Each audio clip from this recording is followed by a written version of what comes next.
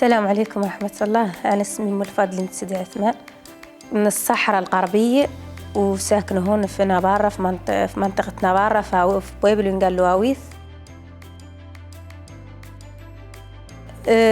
اخترت لها لوسكيرة بين نحن في منطقة نبارة، ونبارة تشتغل لها بلوسكيرة، وخير مدامنا هونتية نختاروا لها هونتية به اللي مستقبلهم مع الوقت يعطينا السلامة مع لوسكيرة، وهم يشتغلوا لها بلوسكيرة ونختارها لها به اللي لوقة زينة.